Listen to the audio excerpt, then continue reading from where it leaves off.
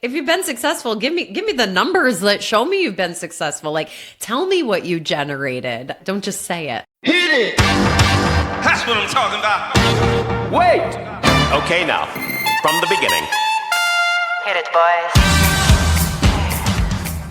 Welcome to Higher Ed Pulse, your no-fluff guide to artificial intelligence in higher ed.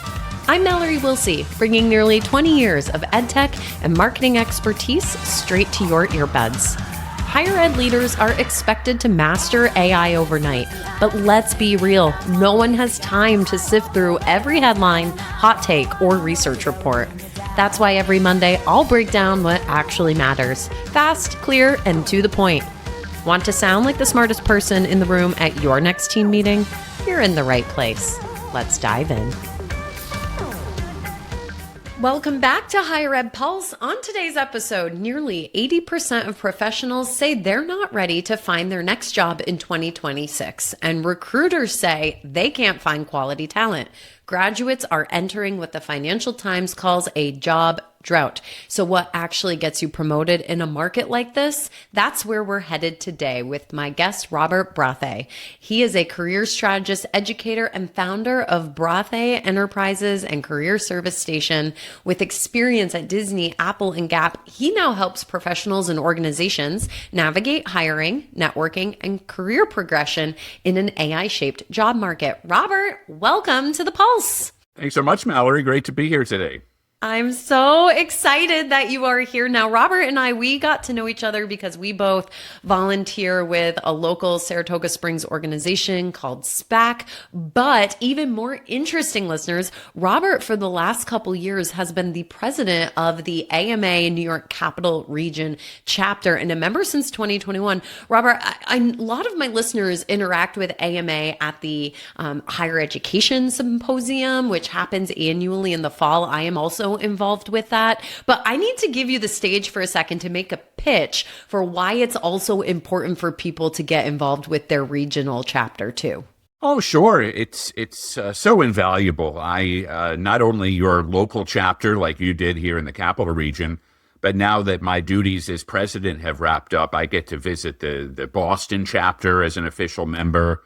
I visit some of the collegiate campuses, so I've been able to really broaden my network, and having that AMA excuse of, oh, I'm an AMA member, I'm an AMA past president, is so valuable to me. Amazing. Oh, that's awesome. Robert, there is like truly nobody else I know who does networking better than you. Like, you are the networking personified. And so I'm so excited that you agreed to be on this episode today because the 2026 job market is a wild place. AI is filtering applications before a human ever reads them.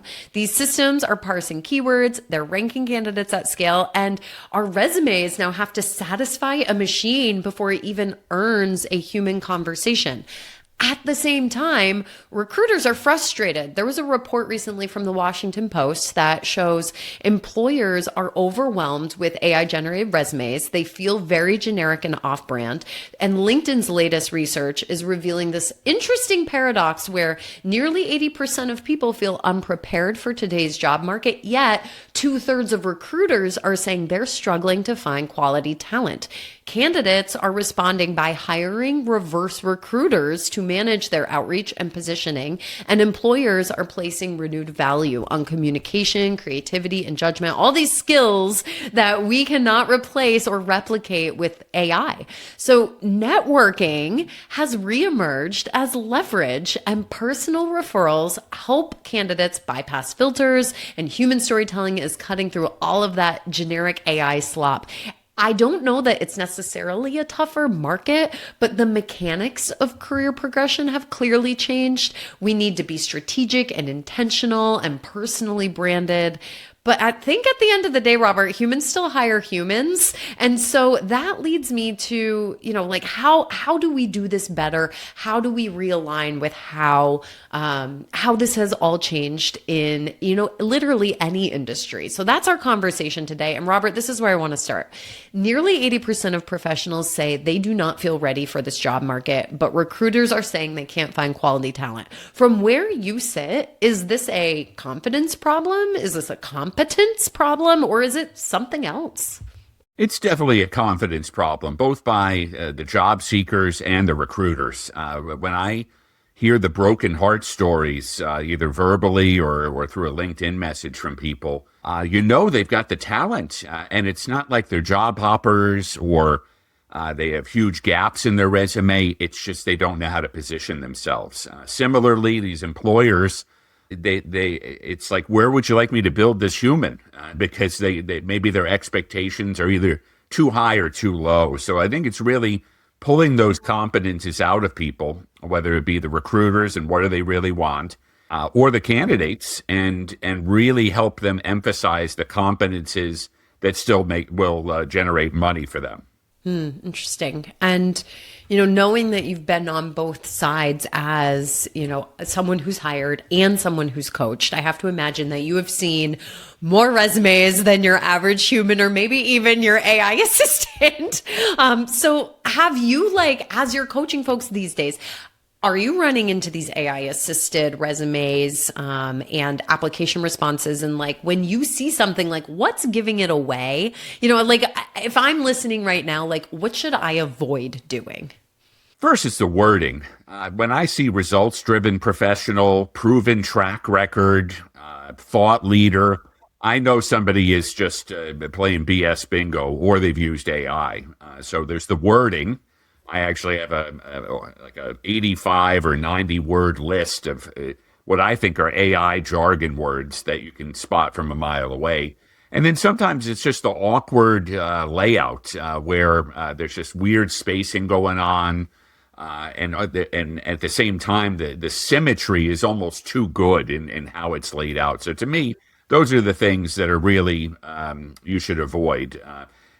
Feel free. Yeah, I still, from time to time, if I'm applying for something specific, I'll go to AI and have it do a little finesse for me, but then I'll go in and give it my touch.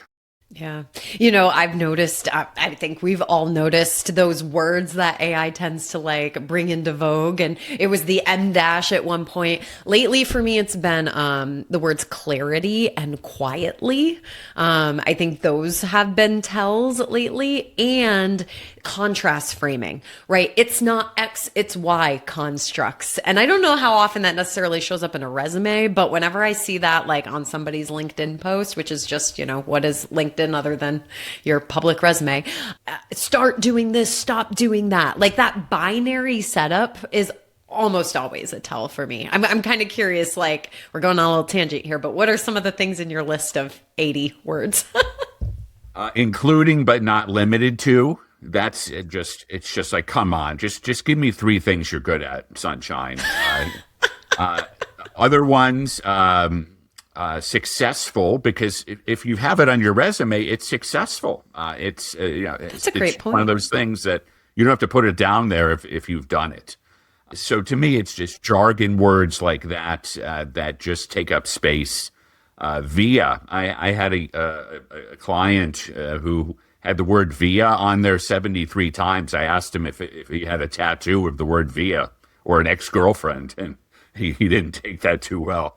But it had to have been auto-generated as a filler word. So those are the kind of things, anything, and I get asked this a lot, Mallory, of, well, what should I use instead? Well, that's why it's called a filler word, because you don't need it. Yeah, that's an excellent point. I especially like your point around the word successful, not necessarily as maybe an AI tell, but as a show me, don't tell me point. If you've been successful, give me the numbers that show me you've been successful. Tell me what you generated. Don't just say it. I think that's a really great point, no matter whether we're in an AI world or not. So that said, Robert, I'm curious, how we get past those AI filters, because I think that's a really big issue right now, right? I've seen or heard from a lot of people who say they're applying to dozens and dozens of jobs, and then it is just radio silence because they don't think they're getting past the AI filter. So like, what is really going to move someone from like ranked to red to here's, a screening interview?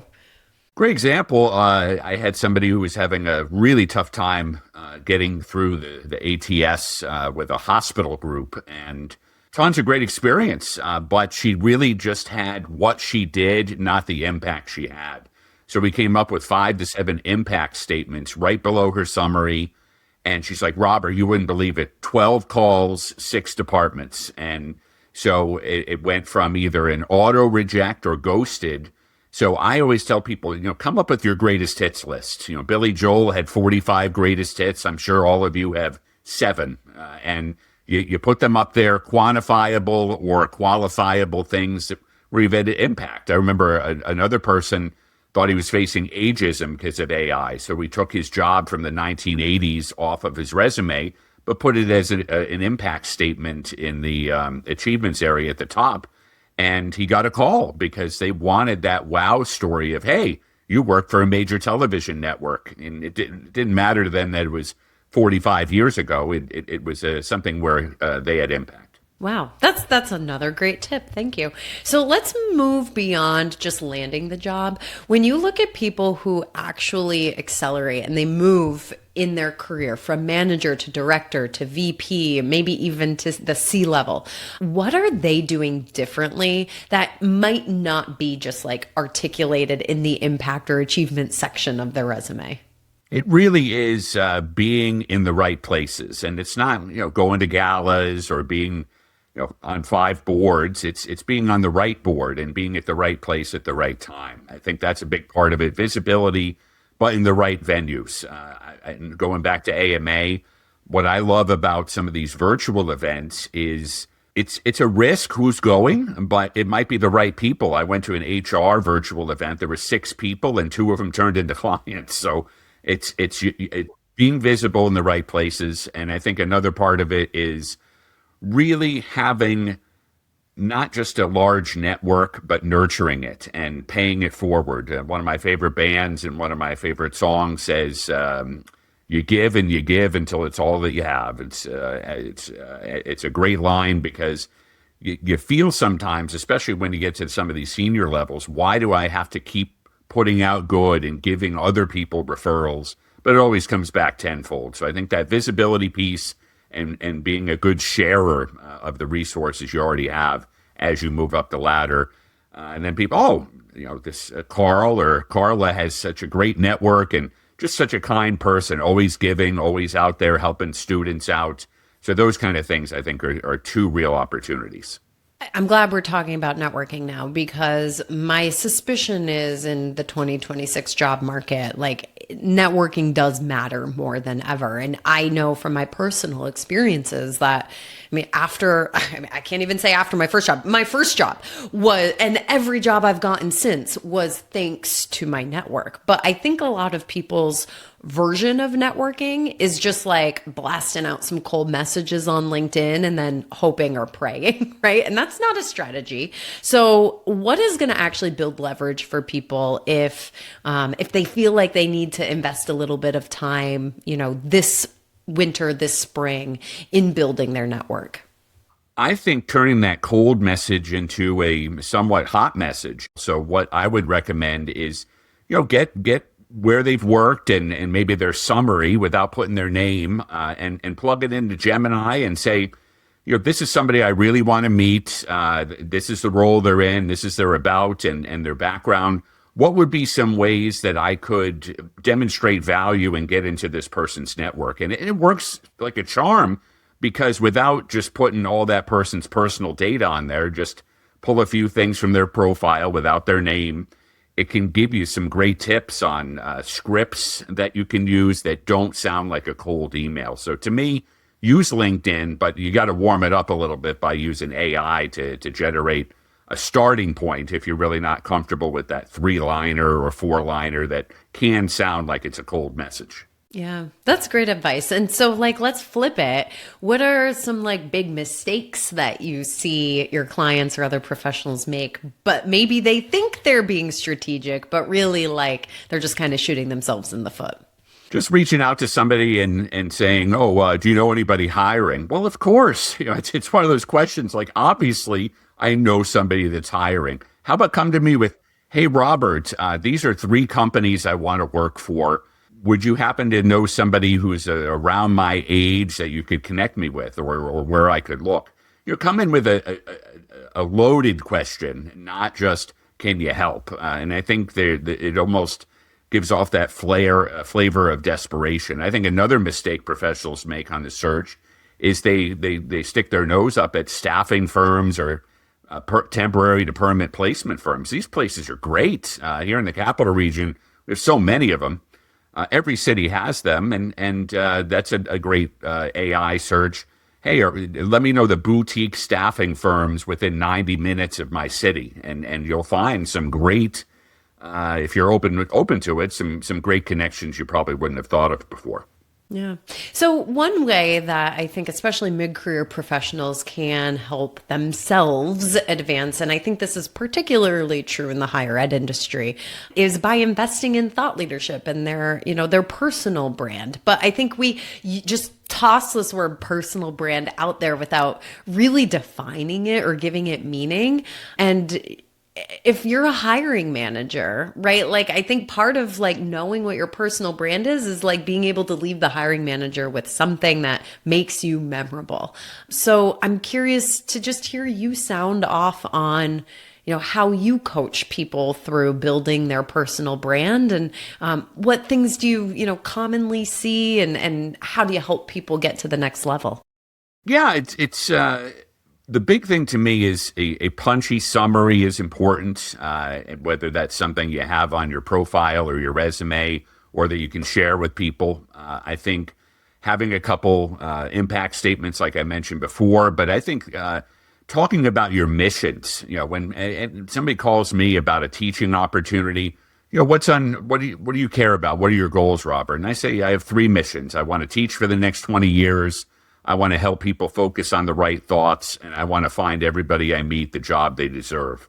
And by having that singular focus of these 3 big things I want to do, it helps people see that I care. It's a good narrative, and it shows that it's not just, oh, I want to come here and take your job, or I want to come here and then jump ship to another company. I'm going to bring those missions to wherever I go. So having that, and I think those measurable results, I've talked to some people who have succeeded and failed with that, and it's because their measurable results, it wasn't that they didn't have any, it was that they just really weren't impactful. They didn't have anything that demonstrated some way that had any value to anybody other than, oh, I finished in the top 5 in my sales group.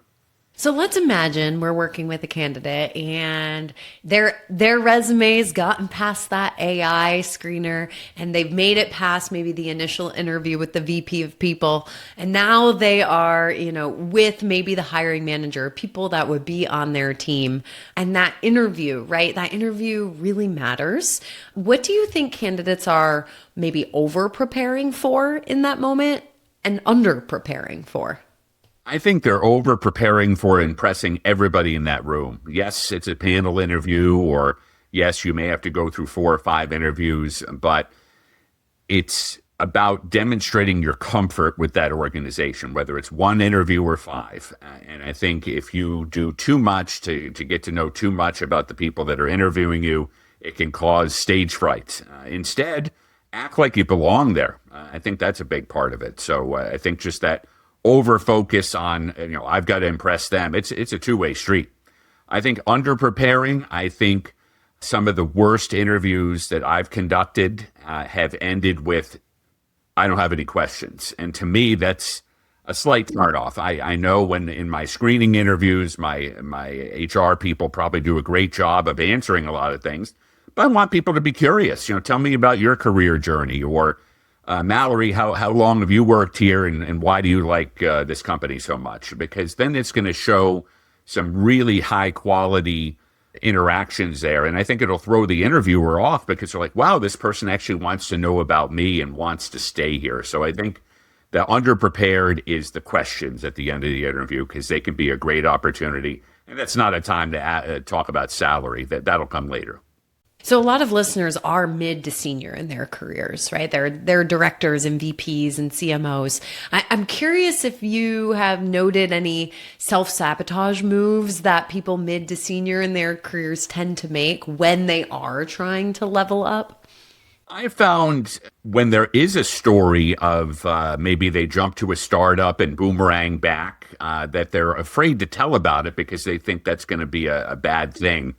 Another story that I find when people are moving up is maybe they'll stay with an acquisition and they don't talk about that. They're like, oh, the company was only acquired 2 months ago. Well, you still have to have it on there and demonstrate that you were willing to stay with that company during the acquisition. So I think those things where, telling the full story, even if there's a couple bumps along the way, is not a bad thing. I think one of the, these days, when I was growing up, it was almost expected you'd stay at a company 15, 20 years, but now that could be an issue. So if you should always be looking, and nothing is wrong with boomeranging. I think I'm one of the only people I know that was hired by Apple 4 times. So they like something about me, and they never held it against me that I left to go back to teaching or that I took a 7-year break to do some consulting. So don't feel, especially as you move into the mid and later parts of your career, a little jump or a sabbatical or even working for a startup and then going back to where you came from is not a bad thing. Yeah, that's really great advice. So if someone's listening and they just kind of feel stuck right now, what is an uncomfortable move that you would recommend they consider? Quit their job without another one lined up.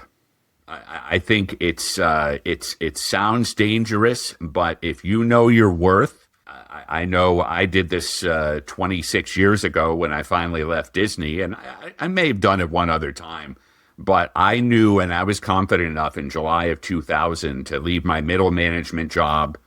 They let me work for another 6 weeks, moved to Boston, and I had 6 offers. So I think sometimes that bold, rash move, if you can, is to just cut the cord. I've seen a couple of our local members and associates that have taken that move, and they've hung their own shingle for a bit and then maybe found something that maybe paid half of what they had in their previous role, but they've got that freedom to be a CMO for hire, and they might end up making more money than they ever did just at one organization. So I think that just be a little bit bolder, even if you just kind of map it out and see if it would work for you. Nice. So from everything you've seen across coaching and hiring and managing, as we wrap up today, Robert, what is a belief about career progression that just needs to die this year? That everything has to be a title.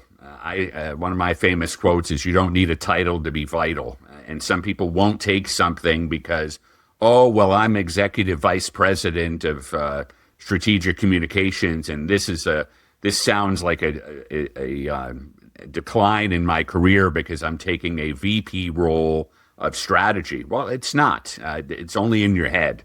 If you put some impact statements at that new job, even if it sounds like it's a demotion, you might have more impact than you would. You see in baseball all the time, a lot of these managers will take a job as a bench coach. You see, I did it as a professor. I'm much happier as an adjunct than I ever was as a full-time professor. So you got to get over that idea that you have to go to the same title or something greater all the time, because what looks like a drop down may actually be your best choice this year. Yeah, that's excellent advice. I remember when I stopped caring about my title in my career, and it was a real unlock. I was just able to focus more on the impact I was having. And I think that's a luxury that mid to senior level professionals can realize. I don't know if an early career professional necessarily has that type of luxury if they're trying to show progression. But yeah, I could care less what you call me these days. You know, like I know the value I bring. I know the impact I'm going to have on the organization, and you can call me literally whatever you want. It does not matter. So thank you for sharing that advice. Because that resonates with me personally. And I bet there's some nodding heads as people are listening to this right now. Robert, it was so great to chat with you today about these networking, interviewing, job market things that are happening in this world. If listeners are looking to connect with you after they listen to this episode, where can they find you? Sure. LinkedIn's always great. Robert Braathe, Braathe. And you can check out my website, careerservicestation.com. Great. I so appreciate your time today. And folks, we will catch you next time. Bye-bye.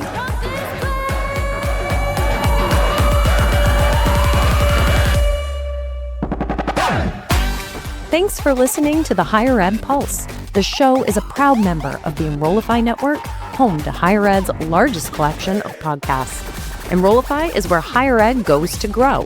So be sure to check out our other podcasts, webinars, video clips, blogs, and more. Visit Enrollify.org and subscribe for all the latest details and content drops directly to your inbox. Enrollify is brought to you by Element 451, the digital workforce platform for higher ed. Learn more at element451.com.